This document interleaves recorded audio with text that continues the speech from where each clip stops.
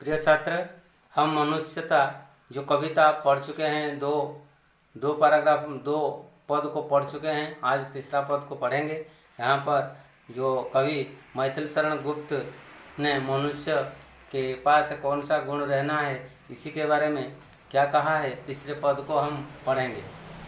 मनुष्य मात्र बंधु है, यही बड़ा विवेक है।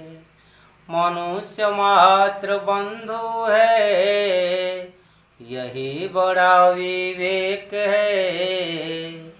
पुराण पुरुष स्वयंभू, पुराण पुरुष स्वयंभू, पिता प्रसिद्ध एक है, पिता प्रसिद्ध एक है, पिता प्रसिद्ध एक है। फलानुसार कर्म के अवश्य बाह्य भेद हैं, परंतु अंतरिक्ष में प्रमाणभूत वेद हैं, प्रमाणभूत वेद हैं। अनर्थ है कि बंधु ही, अनर्थ है कि बंधु ही, न बंधु की व्यथा हरे। वही मनुष्य है कि जो मनुष्य के लिए मरे, मनुष्य के लिए मरे। वही मनुष्य है कि जो मनुष्य के लिए मरे, जो मनुष्य के लिए मरे। ये जो पद हम पढ़ चुके हैं, ये पद का कुछ कठिन शब्द है। ये कठिन शब्द के बारे में अब हम देखेंगे। तो ये लिखा क्या गया है, देख लीजिए। ये बोर्ड पर लिखा है विवेक, विवेक का अर्थ बुद्धि, स्वयंभू परमात्मा, अवश्य निश्चित, अंतरिक्ष आत्मा की एकता, प्रमाणभूत साखी, अनर्थ का अर्थ विनिष्ट या नष्ट, व्यथा का अर्थ कष्ट विपत्ति, हरे का अर्थ हरण करना, वेद का अर्थ वेद चार प्रकार के हैं, चार वेद हैं, ऋग यजुः सामः अथर्व। वेद का अर्थ अलग, रहस्य तात्पर्य। पुराण पुरुष भगवान सृष्टा को कहते हैं पुराण पुरुष। बाह्य का अर्थ बाहरी। तो इसी प्रकार ये शब्द का अर्थ लिखा गया है। कवि मैथिल शरण गुप्त ने कहा है कि कवि यहाँ कहते हैं ईश्वर अद्वितीय है, द्वितीय नहीं है, और कर्म फल और आत्मा की एकता और परोपकार पर यहाँ प्रकाश डालते हैं। भगवान एक है, द्वितीय नहीं है। तो यहाँ कहा गया है एक ब्रह्म द्वितीय नास्ति, एक ब्रह्म द्वितीय नास्ति। तो कवि का कहना है कि मनुष्य मात्र बंधु है कि यह बड़ा विवेक है। दुनिया में जितने लोग हैं, हम सभी को बंधु समझ लेना चाहिए। सब हमारा बंधु है, रिश्तेदार है। क्योंकि हम भगवान के संतान है। हम भगवान हमारा पिता है, हम उसकी संतान है। तो इसी के कारण हम सब भाई भाई है। वसुधैव कुटुम्बकम, सारा पृथ्वी एक कुटुंब है, एक परिवार है। ये समझना है। ये विवेक से, मन से, बुद्धि के अनुसार हम विचार करना है। तो पुराण पुरुष स्वयंभू पिता प्रसिद्ध एक है। पुराण पुरुष भगवान को पुराण पुरुष कहा गया है। स्वयंभू परमात्मा पिता उसका प्रसिद्ध है, वह एक है, वह दूसरा नहीं है। एक ब्रह्म द्वितीय नास्ति, ब्रह्म एक है, उसका दूसरा स्वरूप नहीं है। तो फलानुसार, कर्म के अनुसार हम फल पाते हैं। तो फल के अनुसार हम कर्म करते हैं, या कर्म के अनुसार हम फल प्राप्त करते हैं। ये बाहरी भेद है, बाहरी अलग अलग है। हम जो कर्म करते हैं, जितने इंसान है सबका कर्म अलग अलग है। तो कर्म के अनुसार हमको फल मिलता है।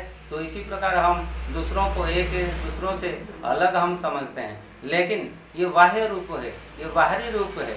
अंतरिक्य में, अंतर में देखने से, भीतर से देखने से सभी के हृदय में भगवान निवास करते हैं, परमात्मा निवास करते हैं। तो ये वेद में प्रमाण मिलता है।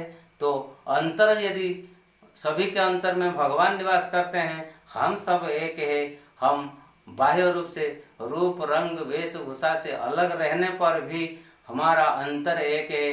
अंतर में भगवान पुराण पुरुष विद्यमान करते हैं। तो ये वेद प्रमाण देता है। अनर्थ है कि बंधु ही न बंधु की व्यथा हरे, वही मनुष्य है कि जो मनुष्य के लिए मरे।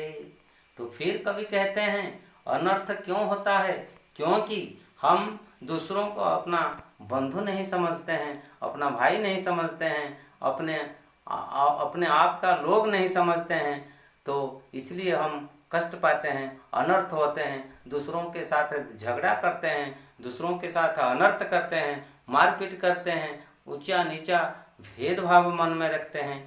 लेकिन कवि कहते हैं इसी प्रकार भाव मन में नहीं रखना है, क्योंकि हम सभी को बंधु के रूप में, दोस्त के रूप में, भाई के रूप में देखना है। और जो कष्ट में पड़े हैं, जो विपत्ति में फंसे हैं, जिसको सहायता जो चाहता है उसको हम सहायता देना है। उसका व्यथा, उसका कष्ट, उसका विपत्ति को हम हरण करना है, दूर करना है, मिटाना है, उसको मदद देना है। ये बंधु का कर्तव्य है, एक इंसान का कर्तव्य है, एक मनुष्य का कर्तव्य है कि वह दूसरे मनुष्य को अपना जीवन देकर, अपना जीवन को कुर्बान कर देना चाहिए, अपने जीवन का सर्वस्व देकर उसको विपत्ति से मुक्त करना उसका काम है। तो वही मनुष्य है, ये मनुष्य का गुण है, ये मनुष्यता का भाव है। और इसी प्रकार मनुष्य जो है और दूसरों के लिए अपना जीवन को न्यौछावर कर देता है, कुर्बान कर देता है, वह सच्चा इंसान प्रमाणित होता है। अच्छा इंसान के रूप में उसको लोग सदा सर्वदा उसका जयगान करते हैं, वह दुनिया में अमर रह जाता है। और भगवान के पास इसी प्रकार प्रणति करके हम कहते हैं कि हम सब जितने बच्चे हैं, हम जितने मनुष्य हैं, अपने को अच्छा बनाकर दूसरों के सेवा में, देश की सेवा में अपने को उत्सर्ग कर देना चाहिए। मनुष्यता कविता हमने जो पढ़ चुके हैं और उसका भावार्थ भी कह चुके हैं, उसका अर्थ भी हमने बताया है। अभी हम देखना है और कुछ शब्द है, जो शब्द का प्रतिशब्द क्या है, ये शब्द को व्याकरण में विशेषण, पुल्लिंग, स्त्रीलिंग, वचन, एकवचन, बहुवचन, ये विपरीत शब्द, संज्ञा और सकर्म का कर्म क्रिया, अवय, इसी प्रकार भाग में हम बांटना चाहिए। इससे हमको प्रतीति ये होता है कि हमारे बीच में जो व्याकरणिक भय है, ये भय को दूर करना है और व्याकरणिक तथ्य को संग्रह करना है। तो देख लेना है, प्रथम कलम में शब्द लिखा गया है, उसके नीचे विवेक लिखा गया है। उसका अर्थ बुद्धि, विचार, समझ, यह अर्थ प्रतिशब्द, और उसका दूसरा शब्द इसी प्रकार भी है। ये देखो पुल्लिंग शब्द है, विवेक पुल्लिंग शब्द है, ये भाववाचक संज्ञा है, भाववाचक संज्ञा है। स्वयंभू किसको कहा गया है? परमात्मा या स्वयं उत्पन्न होने वाले परम ब्रह्म स्वयं उत्पन्न हुए हैं, भगवान स्वयं उत्पन्न हुए हैं, तो इसलिए उसको स्वयंभू कहा गया है, परमात्मा भगवान को। ये पुल्लिंग शब्द है और व्यक्तिवाचक संज्ञा है। अवश्य का अर्थ निश्चित, निसंदेह, ये क्रिया विशेषण है, ये क्रिया विशेषण है। तो अंतरिक्य, आत्मा की एकता, अंतरिक्य का अर्थ आत्मा की एकता, आत्मा की एकता। प्रमाणभूत का अर्थ साक्षी, भाववाचक संज्ञा। अनर्थ, नष्ट, पुल्लिंग शब्द है, भाववाचक संज्ञा। व्यथा, कष्ट, विपत्ति, ये स्त्रीलिंग शब्द है और संज्ञा शब्द है, भाववाचक संज्ञा है। हरे, हरण करना, दूर करना, ये अकर्मक क्रिया है। वेद, चार वेद को हम जानते हैं, चार वेद ऋग, यजुः, सामः, अथर्व, ये चार वेद है, ये पुल्लिंग शब्द है, व्यक्तिवाचक संज्ञा है। भेद, भेद का अर्थ अलग, रहस्य, तात्पर्य, ये पुल्लिंग शब्द है, भाववाचक संज्ञा। पुराण पुरुष, पुराण पुरुष भगवान को कहा गया है, विष्णु को कहा गया है, ये व्यक्तिवाचक संज्ञा पुल्लिंग है। बाह्य, बाहरी, बाह्य, बाहरी, ये विशेषण शब्द है। इसी प्रकार ये शब्द का अर्थ और व्याकरणिक रूप क्या है इसमें दिया गया है। नीचे कुछ प्रश्न दिए गए हैं, ये प्रश्न और उसके साथ दिया गया है बोध ज्ञान प्रश्न दिया गया है, और उसमें जो भाषा ज्ञान प्रश्न भी दिया गया है उसको समझ करके लिख लेना है और उसको अभ्यास कर लेना है। धन्यवाद।